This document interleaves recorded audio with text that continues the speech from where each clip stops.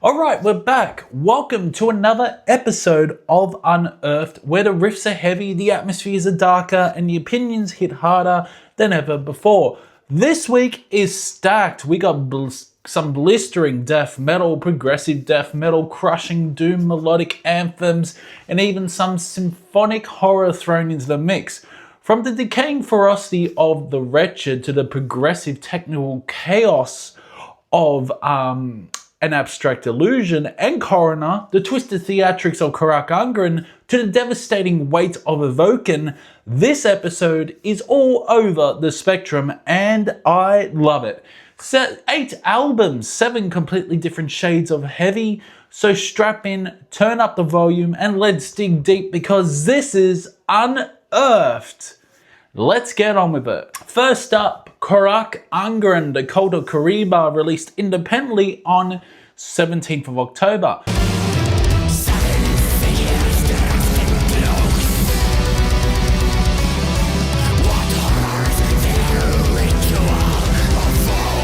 Now this one, it's wild how much I've changed on this band. A few years ago, I didn't like Carach Angren at all. I thought they were too theatrical, too over the top, almost cartoonish in how symphonic they were. But I'll admit it, I was wrong. I gave them another chance, really sat with their albums, and I fell in love with this band and what they actually do. Because once you get it, once you understand that they aren't trying to be grim or cavalt, they're building a cinematic world of horror through black metal, it just clicks. And the Cult of Kariba is exactly that. It's short, but goddamn does it hit. It's like a horror movie packed into 20 minutes, eerie orchestrations, frantic tremolo riffs, pounding drums, and those dramatic vocal passages that make every song feel like a story being performed on stage. The opening track, Draw Blood, it mainly pulls you under. It's heavy, it's unhinged, but it still feels composed like chaos with a purpose. The orchestrations are huge on this, almost suffocating, but that's what makes it work. Then the resurrection of Kariba hits, haunting, melodic, horror-fueled, brilliant, especially when Saragor says, Kariba! The atmosphere on that track is next level. You can feel the dread crawling over you with every passing note. Then you go Ekom Yud Het Graf. It's probably the most experimental track here. Never in a black metal song have I heard ooh la la. But it's amazing how well it fits. It's venomous, strange, and unsettling like a blackened lullaby sung from a grave. And Venomous 1666 is the perfect closer, all-out destruction, blistering riffs, apocalyptic orchestration, and that signature Carach Angren flair that ties it all together. The production here is stellar, clean enough to let the symphonics breathe, but dark enough to keep that grim edge. Every note feels so fucking precise, every transition intentional. They're not just throwing sound at you, they're composing nightmares. Now, yeah, I've got some criticisms. The EP is way too fucking short, way too short. I wish it was a fucking album. It ends just as it starts to fully open up, and that's frustrating because the potential is massive. And yeah, at times it can border on a bit too theatrical where the orchestration almost overtakes the aggression, but honestly, that's the charm of Carach Angren, that balance between elegance and darkness, beauty and horror. I'm giving this one an unearthed gem because it deserves it. It's dark, it's cinematic, it's bold, and it's everything I used to dismiss about this band. Now it's exactly what I love. Carach Angren have mastered the art of making horror sound beautiful. The Cult of Kariba is short, but it's a haunting symphonic ride that proves this band is still untouchable in their craft. Once you fall into their world, there's no way of getting out.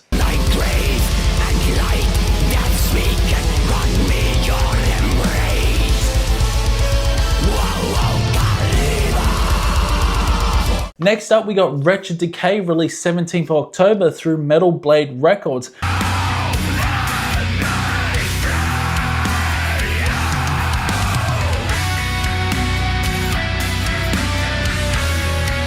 Now this one absolutely floored me. It's long, yeah, but it's one of those albums that earns every second. Decay is technical, emotional, full of life. It's got that perfect blend of blackened shrieks and deep, powerful death growls, all wrapped in a pristine, crushing production. It's a kind of record that makes you remember why extreme metal can be so damn exhilarating when it's done right. Now the first half is pure fire. Decay opens the record like a bomb going off, fast, furious and sharp. The guitar work is immaculate, weaving melody through chaos, and the drumming is relentless. Then we got Malice Incarnate and The Royal Body, two of the heaviest, most dynamic tracks here. The Royal Body especially feels like it's alive. Every section builds on the last, and the vocal layering adds so much depth and ferocity. Then the tone shifts, and I mean it fucking shifts. Behind the Glass, my god, what a moment. 18 minutes this song is. It's somber, reflective, but it builds in this massive cinematic climax. It's like a tale, it's like two halves of an album. It's one of those songs that takes its time to breathe before it completely destroys you by the end. It's haunting, it's gorgeous, and it shows how much range Wretched actually have. That's the beauty of this album. It's not just aggression for aggression's sake. There's purpose, there's emotion, and there's structure. After that, the record picks up again with Blackout, dragging you right back into the fucking darkness. The riffs, actually, it hit harder. The energy comes roaring back, and by the point, you're fully locked in. I just feel like this band has sort of a bipolar section, especially on Behind the Glass, where it's so soft and somber, but then it really builds up. Now, you can feel that the band poured everything they had into this one. The playing is immaculate, but it never feels mechanical. It's raw, it's also quite human, and it's quite powerful. I'm giving Wretched Decay an unearthed gem, easily and honestly. It's so close to being monumental. It's ridiculous, it's technical, it's emotional, it's also fucking brutal, and it just doesn't stop giving. But if I'm being real, it's a really long ride. There are moments that could have been tightened up a bit. A few sections in the middle start to drift and lose that spark from the first half, but even then, there's always something to grab you back in by the balls. A riff, a scream, a groove, something like that reignites the flame. What makes this album so damn special is that it feels honest. It's not trying to be trendy or flashy. It's just Wretched being Wretched, and that's exactly what we needed after all these years. This is their first album, I think, in 11 years. They found this balance between chaos and melody that hits perfectly. This is a fantastic comeback album. It's proof that the band still belongs in the upper echelon of technical extreme death metal. It's smart, it's fierce, it's haunting, it's everything I love about the genre in one complete package.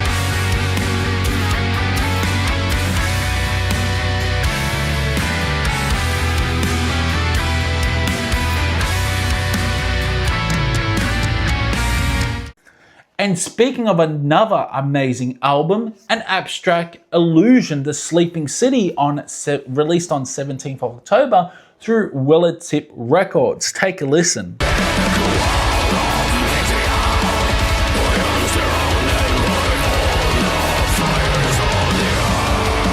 Goddamn, this one blew me away. Now, Sleeping City is a masterclass in progressive death metal, rich, emotional, complex, and completely mesmerizing from start to finish. It's an album that balances like brutality and beauty, heaviness with melody, and intellect with pure emotion. And what I love most, it's not just technical for the sake of it. Every section, every riff, every synth passage feels quite deliberate and meaningful. Right from the start, you're pulled into like a dreamlike cinematic world. It's the kind of record that doesn't just sound big, it feels big. The way they weave in those progressive flavors, it's seamless. The harsh and clean vocals complement each other perfectly, moving between aggression and sorrow like waves crashing back and forth. Now you've got the death metal foundation, but laid with moments of ambient melancholy and even a touch of, dare I say, Pink Floyd-like atmosphere that gives it a haunting depth. Emmet in particular is a standout. It starts strong, pulling you into its emotional intensity, but right in the middle, there's this dreamy, like Pink Floyd-like section that feels almost like time freezes. You drift into the soft floating space of clean guitars and ambience before it suddenly explodes into chaos. It's that contrast that makes it so brilliant. It's not just progressive for the sake of being weird, it's storytelling through sound. The tension builds, the release hits, and it's perfection in some ways. You got Black Murmur, my God. What a song. It's epic in every sense. I think this is the first song off the album. The structure is enormous and the melodies just hit so hard. It's quite cinematic, it's emotional, and it showcases everything this band does best. Stunning instrumentation, smooth transitions, and this sense of storytelling that keeps you completely locked in. They got No Dreams Beyond Empty Horizons, carries that same momentum, haunting, melodic, and massive in scope. It's got that perfect balance between beauty and aggression, the kind of song that you can close your eyes to and just drift away, even while it's crushing you with fucking riffs. And then a title track, The Sleeping City. What a closer. It's sprawling, deeply emotional, and full of progressive twists and turns. It feels like the perfect ending to a journey, not just a collection of songs, but a complete experience. The production on this album is immaculate. Everything feels fucking huge, but also quite clear. The guitars are laid beautifully. The drums are technical and alive, and the synths add this lush, almost dreamlike backdrop that makes every song feel alive. It's one of those albums where you keep discovering new details every time you listen to it.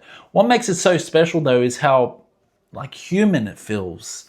There's complexity here, sure.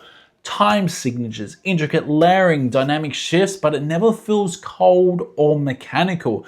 And that is something very fucking special in nowadays since all this AI has been released. Now there's emotion in every chord, every growl, every harsh scream, every quiet interlude. It's one of those rare progressive metal albums that hit you both intellectually and quite emotionally. If I had to nitpick though, I'd say a few moments maybe linger a touch too long. Some of those atmospheric breaks verge on indulgent, but honestly they serve the bigger picture. This album is a journey, not a playlist of singles. You're supposed to sit with it, absorb it, and feel it crawl under your skin.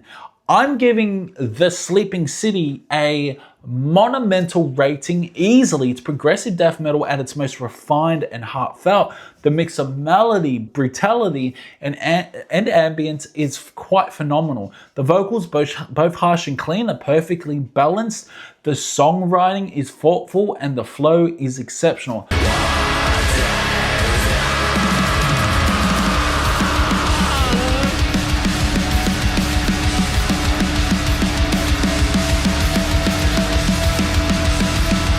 Next up, Sabaton Legends, released 17th of October through Better Noise Music.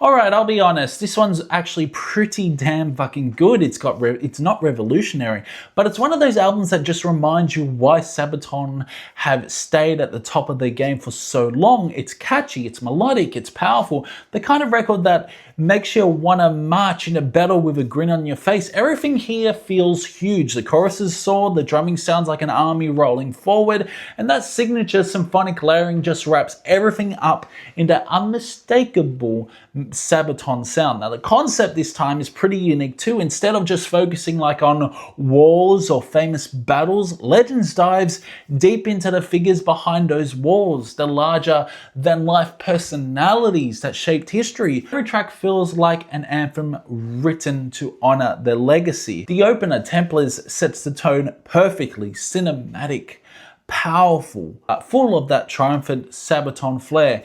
Then we got Hordes of Khan, driving riffs, relentless rhythm, and an absolutely massive chorus. It's one of those tracks that just pumps adrenaline through your veins. Tiger Mun Dragons, what a song, adds some unique flavor to the middle of the record, giving it a slightly different texture with an almost exotic touch. Then you got Crossing the Rubicon, feels like a classic Sabaton anthem, grand, melodic, and built for the stage. But for me, the stand-up moment hands down is I Emperor. This song is my favorite song on the album. It's everything I want from Sabaton. Commanding vocals, heroic melody, soaring guitar leads, and a chorus that hits you like a war chant. It's confident, it's heavy, and it captures the larger-than-life personality of Caesar perfectly.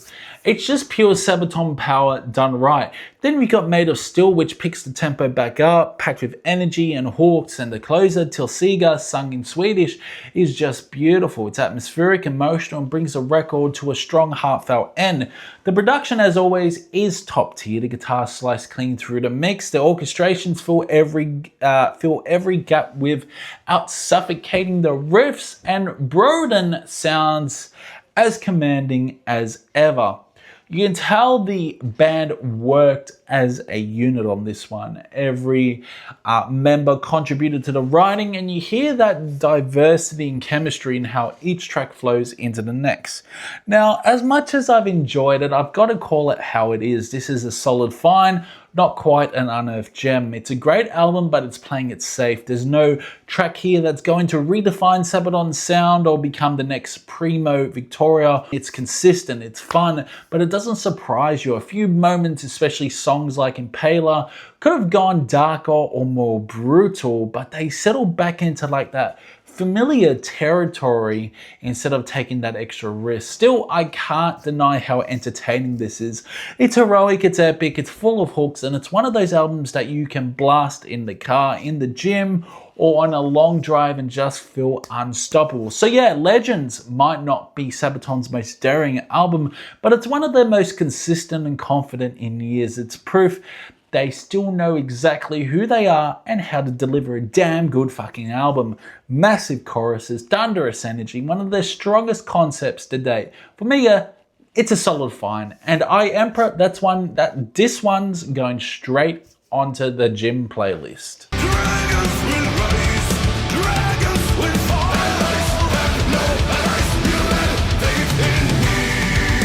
Next up, Evoken, Mendacium, released 17th October through Profound Law. Take a listen.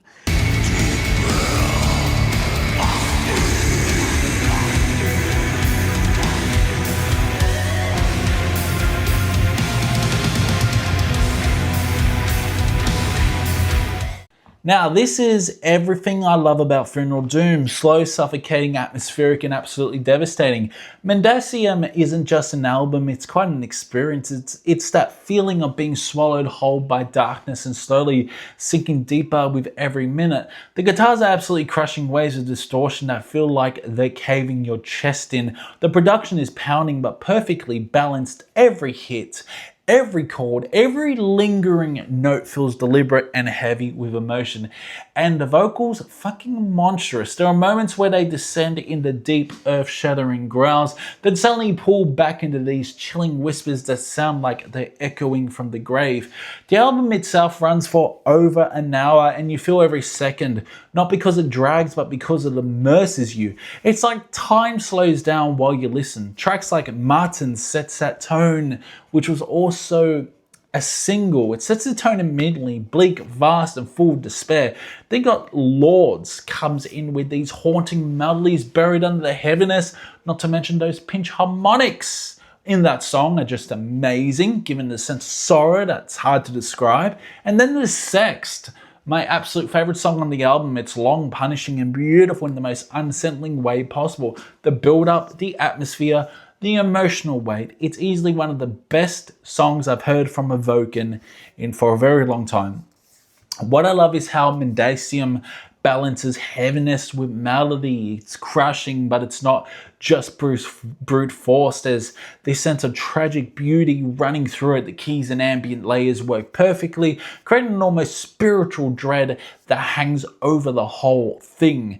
It's like being trapped in an abandoned cathedral at night, hearing echoes of something sacred and doomed. The concept makes it even darker. It's about a 14th century monk who's lost faith, I think, trapped by illness and fear, surrounded by decay and silence. That narrative bleeds through the music. You can feel the isolation, torment in every track. It's haunting, cinematic, and deeply emotional. I'm giving this one a platinum rating easily. There's no hesitation here. Evoken are masters of the craft, and Mendacium is proof that they still sit comfortably on the Funeral Doom throne. It's unsettling, it's atmospheric, it's powerful, and it completely consumes you if you let it. Sure, it's long, it's slow, it's not for casual listening. You can't just throw this on in the background, you have to experience, but that's what makes it so special. The payoff is fucking enormous. When the album finally closes, you're left sitting there in silence trying to process what you just went through. Evoken, probably, in my opinion, has released the best Doom record of the year. They built a monument to despair. Mendacium isn't just heavy, it's emotionally heavy. It's the sound of hopelessness turned into beauty. This is why I love Funeral Doom and why Evoken will always be one of the best to ever do it.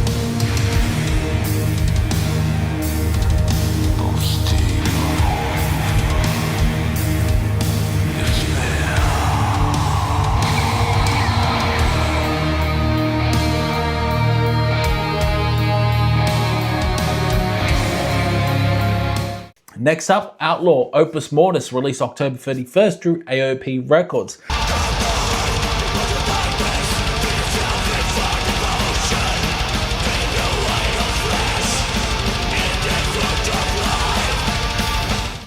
This one grabbed me straight away. Outlaw absolutely crushed it here. This is melodic black metal. It's fast, it's aggressive, it's icy, and it's got that perfect blend of melody and chaos that makes it both punishing and beautiful at the same time.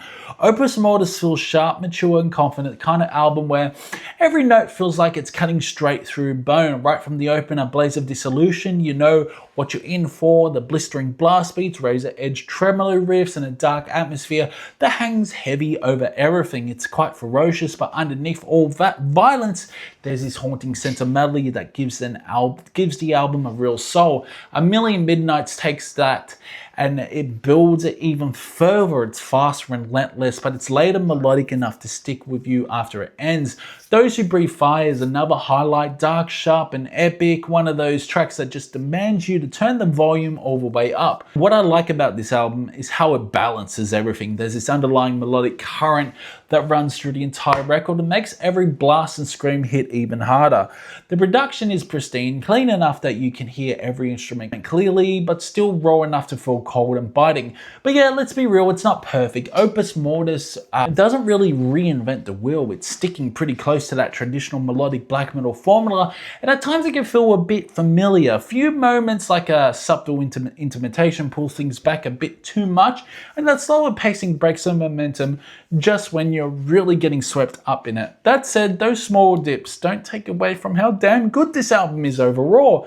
It's a cohesive, atmospheric, and it flows beautifully from start to finish. It's the kind of record that keeps its intensity without ever feeling repetitive. Opus Mortis is melodic, but it's also quite cold and powerful, and it shows that Outlaw know exactly what they're doing. It might not change the genre, but it reinforces everything that makes melodic black metal so captivating. I'm calling this one a solid find. It's vicious, it's immersive, and it's got replay value for days. If you love black metal that's got melody and menace fused together, Opus Mortis is absolutely worth your time.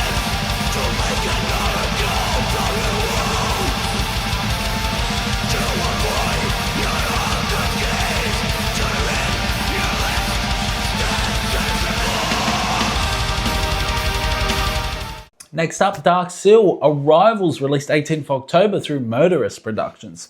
Take a listen.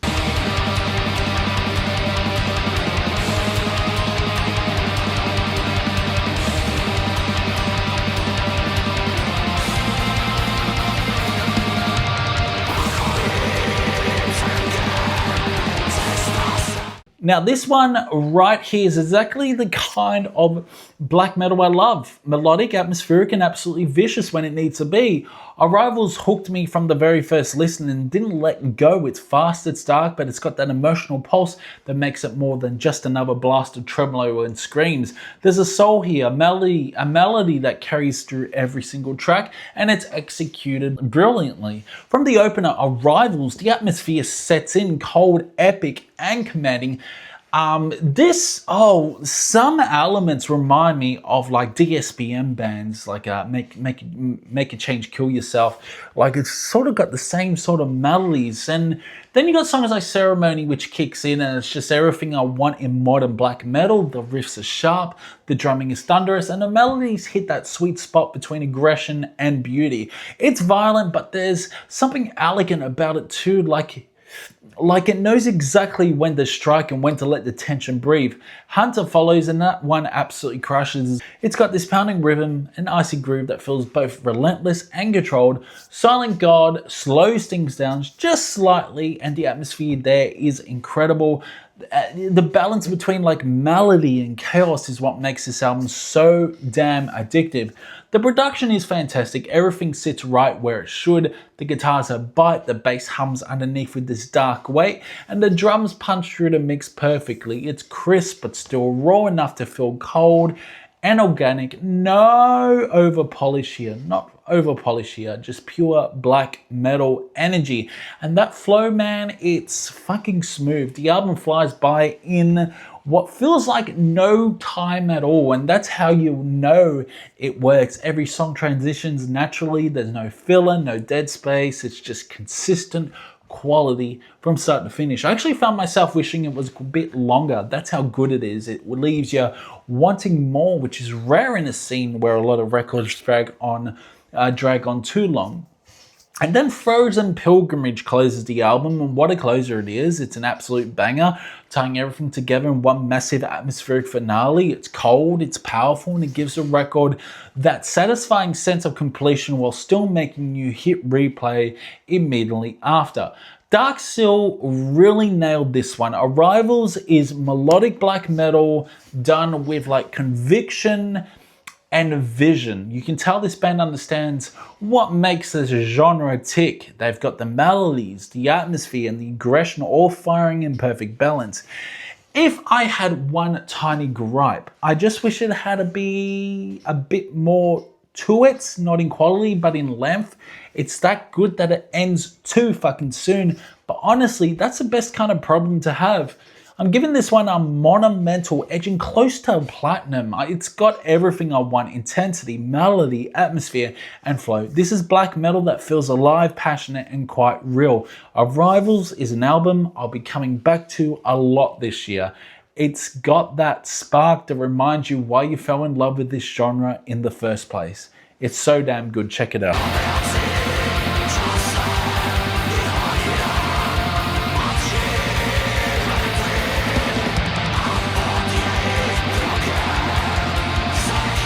And to close out this episode, we got Coroner Dissonance Theory, released 17th October through Century Media Records.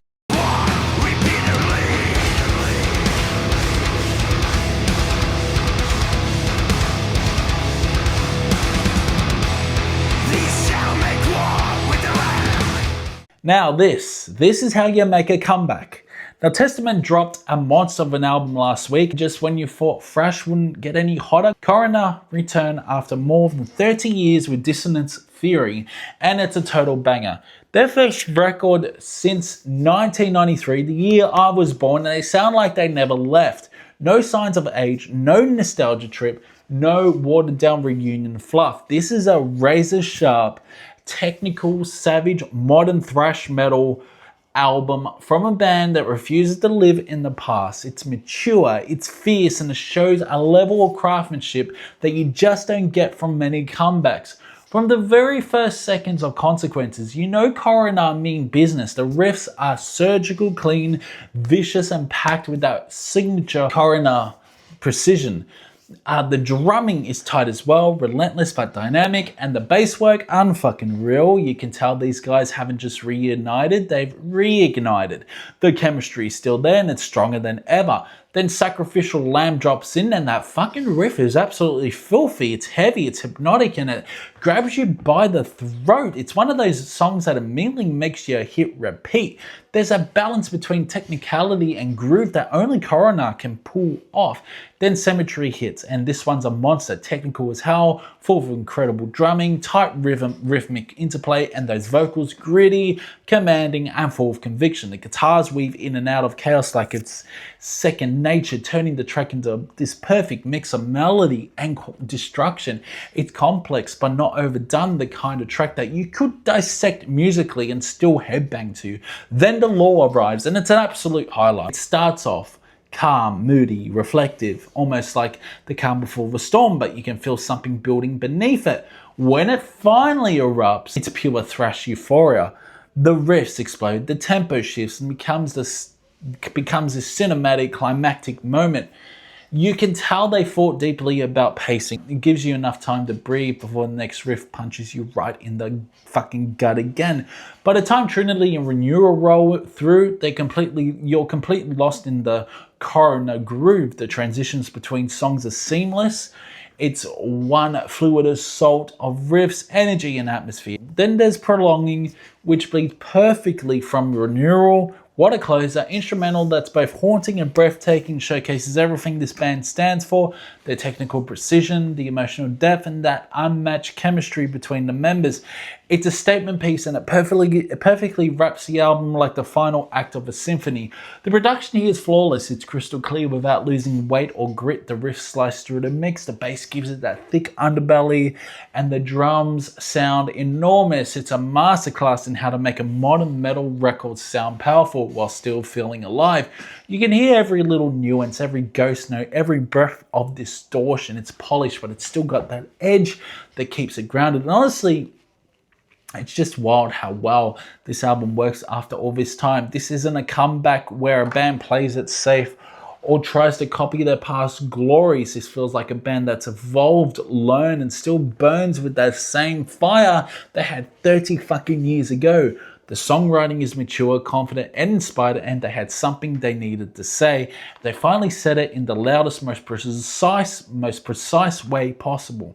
If I had to nitpick anything, and I mean anything, it's that I wish there were maybe one or two more songs, because when this album ends, you're not ready for it to stop. You're ready to go again. That's the mark of a truly great record. It leaves you wanting more. I'm giving Dissonance Theory a monumental rating without hesitation. This could possibly go to platinum. The riffs are infectious, the drumming is masterful, the vocals are powerful, the energy is unreal. This is everything a thrash record should be: intense, intelligent, and full of purpose. Testament was amazing. And now you got Coroner, which is amazing as well. And that's how you close an episode of Unearthed. If Dissonance Theory proves anything, it's that metal never dies. It just waits for the right moment to strike again. And Coroner, they struck harder than anyone saw coming. Take it all, breathe it in, crossing ground, clouded sky to the brink of. And that's it for the episode of Unearthed. What a lineup, from the crushing funeral doom of Evoken to the melodic fury of Outlaw and Dark Seal, the cinematic horror of Carach Angren. 2025 in metal is so damn exciting. We're in for one hell of a ride for the rest of the year. I'll catch you in the next one. Keep it heavy, keep it loud, and as always, stay unearthed, and I'll see you in the next one.